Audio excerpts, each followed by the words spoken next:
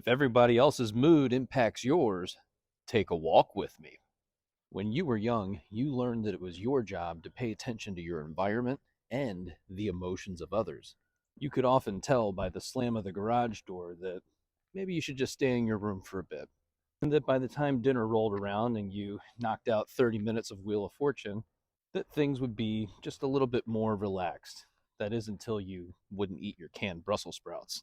You also knew on a subconscious level that if you said something funny, if you were performative, if you could make others laugh, that it would reduce the tension in the room. You were conditioned to absorb the heightened emotions of others. It was directly your responsibility to take care of their emotions. And that's where that little nagging feeling comes from now, that I can fix them. Ignore me in all the right ways and keep me at arm's length, and you'll have me forever. It was often their big emotions that left you feeling dysregulated.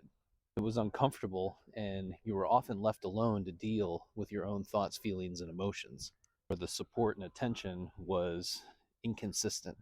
When you were young, you didn't have the tools, skills, or perspective to be able to recognize that none of this was your fault. None of it. You blamed yourself for their emotional distress. Of course, as an adult, you can look back on that time period in your life now and say, well, they were challenged. They had a lot of different things that were going on, and they were struggling in their own ways. And much like you, they didn't have the tools because they never saw them. They never observed them. They were never mentored or taught. You begin to realize that they were once children too, that desired love, support, and connection. What's even more interesting is you begin to recognize that they never considered you to be a whole person with thoughts, feelings, and emotions running through that little head of yours. Or that at the age of 5 and 6, you actually had a pretty complicated thought process, but you weren't able to articulate yourself because you didn't have the words yet. One of the biggest challenges that you have now as an adult is this overwhelming feeling of being immature in your own process. I hear a lot of people say, well, I'm in my 30s, but I don't feel 30. I still feel like I'm a kid. And while some of that feeling is normal, the other half of that is a failure to launch.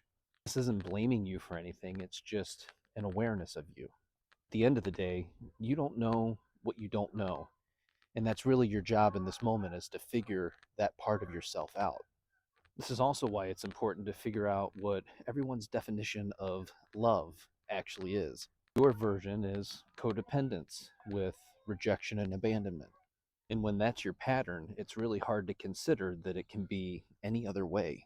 There's a video floating around about love being, close to putting me in the psych ward, and this particular relationship just isn't giving that energy. That's not good, bro. That's a no.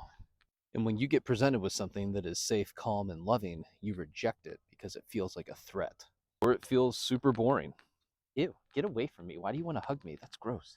To you, love can feel like you're managing others. But in that, you miss learning how to manage yourself. And when I say self, I mean physically, mentally, emotionally, and spiritually. Learning to self-soothe when you feel uncertain. Learning to co-regulate with others when you feel like you want to distance yourself. You've yet to embody that love is collaborative and reciprocal. And without a shared mission and vision or a plan for the future, it's just two people coexisting and tolerating each other. And it's in that space that you create the conditions to continue to live out all of the old patterns and pass that down to your kids. So if you're watching this, this is your opportunity to take your power back and remind yourself that it ends with us.